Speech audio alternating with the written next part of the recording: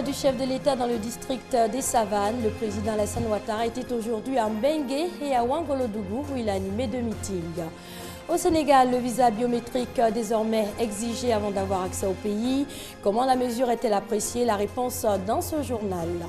Et puis en Égypte, l'armée écarte Mohamed Morsi, la constitution temporairement suspendue. Bonsoir à tous et à toutes, bienvenue dans cette édition. Premier meeting du chef de l'État Alassane Ouattara dans le district des Savanes où il est arrivé hier. Le président de la République a communié aujourd'hui avec les populations. D'abord ce matin à Mbengue et cet après-midi à Ouangolodougou. Un seul et même message, la paix et le travail pour l'émergence de la Côte d'Ivoire. Les temps forts de cette journée avec Hamza Diaby.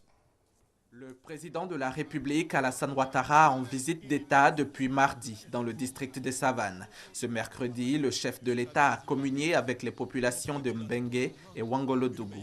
L'hôte s'est arrêté dans les 2 localités situées respectivement à 708 km et 733 km au nord d'Abidjan, le temps d'un meeting. À chacune des étapes, le même message, que la Côte d'Ivoire soit l'unique préoccupation des Ivoiriens. Je travaillerai sans relâche pour la paix, pour le pardon, pour la réconciliation. Sans paix, il n'y a pas de développement. Et nous voulons développer la Côte d'Ivoire, surtout des régions comme Mbengue, qui, il faut l'avouer, ont été littéralement abandonnées depuis des décennies et pour lesquelles nous avons beaucoup à faire.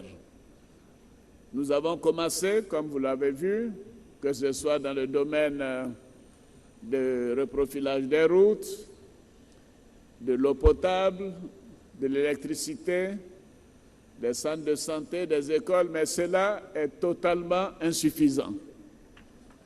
Ce qui vient est encore plus important. Plusieurs dons lors de ces premiers meetings, entre autres 47 véhicules au corps préfectoral du district des Savanes et 18 camions de ramassage d'ordures. À l'occasion de cette visite d'État, le président Alassane Ouattara a fait l'annonce de sa candidature à la prochaine élection présidentielle. Et cette autre bonne nouvelle à Abidjan, 100 nouveaux autobus de la Sotra mis en circulation aujourd'hui. De quoi redonner un peu le sourire à la population. Il faut l'avouer, cette dernière avait bien du mal à se déplacer. La Sotra faisant face à une insuffisance d'autobus. Ami Koulibaly Kanga. Fini le calvaire des usagers des bus. 100 nouveaux autobus électroniques de dernière génération mis en circulation depuis quelques jours par la Sotra sur la ligne Koumassi-Gare Nord. Ces bus viennent renouveler et renforcer le parc automobile vieillissant et presque vide de la Société des transports abidjanais. Depuis la fin de la crise post-électorale, la Sotra ne comptait plus que 95 vieux bus. On a vu que les bus sont très confortables. Bon, il n'y a pas trop de secousses, en tout cas c'est bon. L'arrivée de ces véhicules, le transport en commun a nécessité la formation de plusieurs chauffeurs de la Sotra. Ils sont beaucoup plus faciles à conduire qu'avant. Nous sommes les premiers à être formés sur ce type de véhicules-là. La formation a duré juste 2 jours. Les manœuvres diffèrent un peu plus, puisque ce type de véhicule est pratiquement électronique. C'est comme un portable. Environ 60 bus seront affectés au transport des étudiants. Auparavant, tu vas venir à la Sotra actuellement, il n'y a pas de bus. Tu as encore à 7 h, c'est jusqu'à 9 h, tu vas avoir ton bus pour partir. Avec l'arrivée des nouveaux bus, on constate que de 1, on ne lutte plus, et puis de 2, bon, nous sommes à l'aise, quoi. Nous savons pertinemment qu'il y a des difficultés sur certaines lignes à étudiants. Les lignes qui vont directement au campus, c'est-à-dire 85, 83, les 53, etc. Toutes ces lignes-là seront renforcées. Parce que tant que ces lignes ne sont pas renforcées, nous-mêmes, ça nous cause des problèmes. Parce que quand les véhicules sont surchargés, c'est ça qui envoie quand même des difficultés, des bords d'enjaillement et tout ça. 400 autres bus sont attendus et d'ici à fin juillet, 240 bus seront mis en circulation. À terme, ce sont 1000 bus dont va disposer la Sotra. Et pour les 500 bus attendus, la Sotra a investi près de 15 milliards de francs CFA, une somme empruntée auprès d'un établissement bancaire. Désormais, pour entrer au Sénégal, les étrangers devront se munir d'un visa biométrique, une mesure de réciprocité qui est entrée en vigueur hier, même si elle ne s'applique pas aux ressortissants des pays membres de la CEDEAO. En Côte d'Ivoire, la décision est diversement appréciée. Hamza Diaby et Grace Kando. Désormais, toute personne hors CEDEAO désireuse d'entrer au Sénégal doit se munir d'un visa biométrique. La décision de l'État sénégalais est entrée en vigueur le 1er juillet. 2 jours seulement et déjà les commentaires vont bon train. En Côte d'Ivoire, les avis sont partagés. C'est une très bonne loi. Ça peut leur permettre de réguler au moins le flux d'étrangers chez eux là-bas, non CEDEAO. Je trouve ça tout à fait normal qu'un pays demande à ce que d'autres nationalités obtiennent un visa.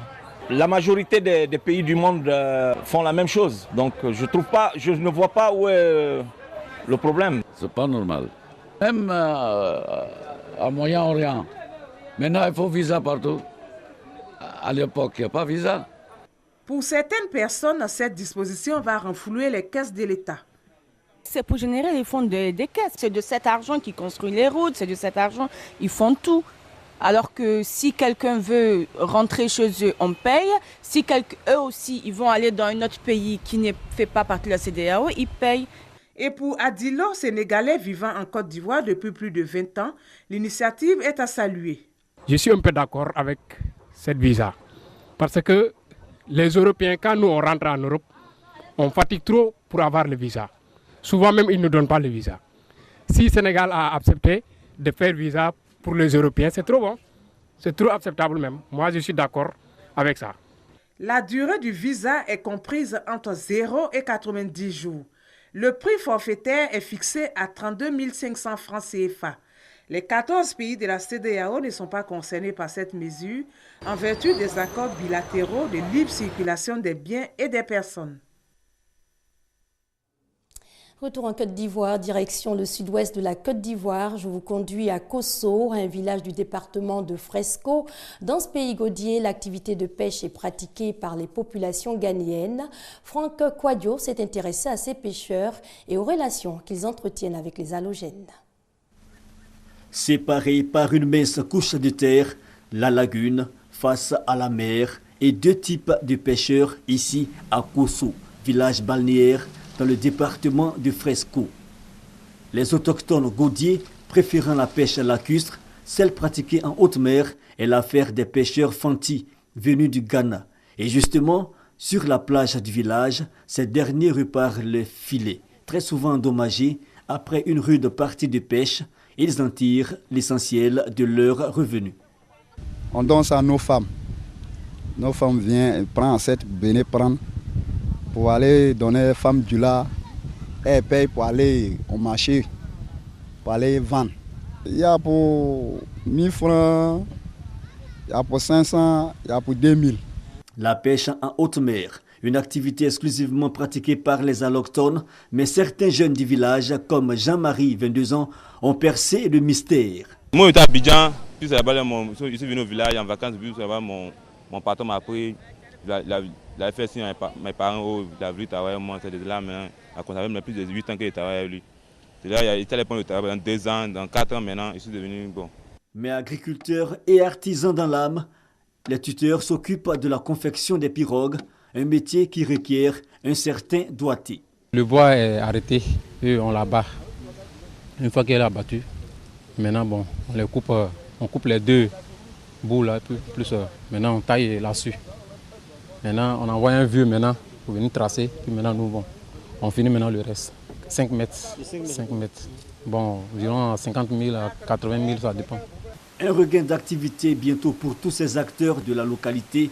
L'ouverture de l'embouchure dans le courant du mois de juillet, une occasion rare qui offre la perspective d'une certaine abondance du poisson indispensable à la microéconomie locale. En Égypte, Mohamed Morsi, déposé par l'armée, assigné à résidence, l'homme n'est plus le président du pays des pharaons.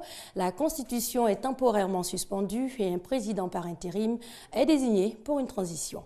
Ami Koulibaly Kanga. Mohamed Morsi, assigné à résidence. Il n'est plus à la tête de l'Égypte. L'ultimatum lancé à Morsi a expiré. L'armée prend les choses en main. Une déclaration est produite par le président du Conseil suprême des forces armées, la feuille de route dévoilée. Suspension temporaire de la Constitution, Organisation d'élections anticipées, le président de la Cour constitutionnelle suprême dirige la transition. C'est la fin d'un processus entamé dimanche 30 juin, date à laquelle le parti d'opposition Tamarod avait lancé un appel à manifester pour réclamer le départ du premier président civil démocratiquement élu. Mohamed Morsi était accusé de n'avoir pas respecté les idéaux de la révolution égyptienne. En face, les pro-Morsi ont également investi les rues, ce qui a donné lieu à des affrontements meurtriers.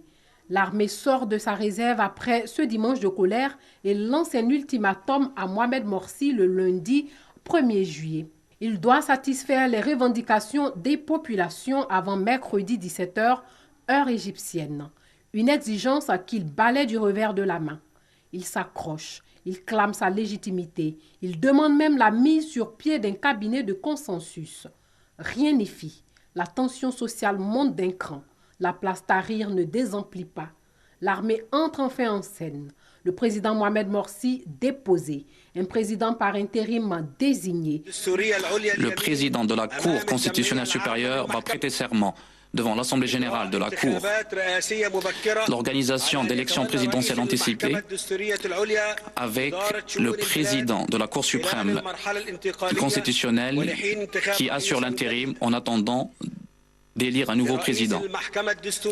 Le président de la Cour constitutionnelle suprême aura le pouvoir d'émettre des déclarations constitutionnelles durant la période de transition. Former un gouvernement d'experts avec tous les pouvoirs nécessaires pour gérer la période de transition. Une nouvelle ère s'ouvre sur le pays des pharaons. L'Égypte tourne une autre page de son histoire. C'est un président élu démocratiquement qui est écarté. 2 ans et demi après la chute de Hosni Moubarak et 1 an après l'élection de Mohamed Morsi, l'Égypte devra encore se choisir un autre président. Pourra-t-il répondre aux aspirations des Égyptiens? L'avenir nous le dira. L'Égypte écarte donc son président. Le Mali est quant à lui à la recherche du sien. 1 an et demi après le coup d'État de mars 2012, le pays se prépare à la présidentielle du 28 juillet. La Cour constitutionnelle a rendu publique la liste provisoire des candidats. Parmi les prétendants, une femme. La Cour constitutionnelle malienne tranche. La haute juridiction proclame la liste provisoire des candidats à l'élection présidentielle du 28 juillet. Les 9 sages retiennent 28 candidatures, dont celle de 4 anciens premiers ministres. Une seule femme est en lice face à 27 hommes. La Cour rejette 8 dossiers pour 2 motifs principaux. Absence de parrainage ou encore non-paiement du cautionnement qui s'élève à 10 millions de francs CFA, environ 15 000 euros.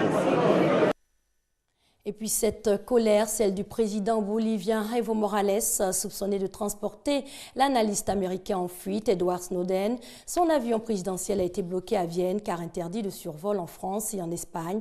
Une escale forcée qui suscite colère et indignation. C'est le dernier rebondissement dans l'affaire Snowden. L'avion d'Evo Morales, le président bolivien, est resté bloqué toute la nuit à l'aéroport de Vienne. Et tout ça parce que quelques heures plus tôt, en marge d'une réunion à Moscou, Evo Morales avait déclaré que la Bolivie était prête à accueillir le fugitif américain. Aussitôt, la rumeur s'enflamme sur sa présence à bord de l'avion présidentiel, suffisant pour que la France, l'Italie et le Portugal lui ferment leur espace aérien. L'avion a donc été contraint d'atterrir en Autriche. D'Edward Snowden, aucune trace. Evo Morales, lui, a dû passer la nuit à Vienne. C'est une offense non seulement pour le président, mais pour la nation tout entière et pour l'Amérique latine. À La Paz, la réaction ne s'est pas fait attendre. Quelques dizaines de personnes ont protesté devant l'ambassade de France au cri de « Vive la Bolivie, vive Evo ». L'indignation est la même chez ses alliés en Amérique latine. Ça me semble être une énorme offense. On doit réagir. Et c'est pour cette raison que je vais demander une réunion extraordinaire des ministres des Affaires étrangères de l'Union des Nations sud-américaines. Après 13 heures d'escale forcée, l'avion d'Evo Morales a finalement quitté Vienne ce matin, direction la Bolivie. Quant à Edward Snowden, il est toujours réfugié dans un aéroport de Moscou. Pour l'heure, aucun pays n'a accepté la demande d'asile de l'ancien consultant de la CIA. Avant de clore ce journal, rappelons cette visite d'État du président Alassane Ouattara dans le nord ivoirien, sa région d'origine. Il était aujourd'hui en Bengué et au Angolo. Prochaine étape demain 4 juillet, Kouto, dans la région de la Bagoué et Tengrela. Bonne soirée à tous et à toutes sur RTI2.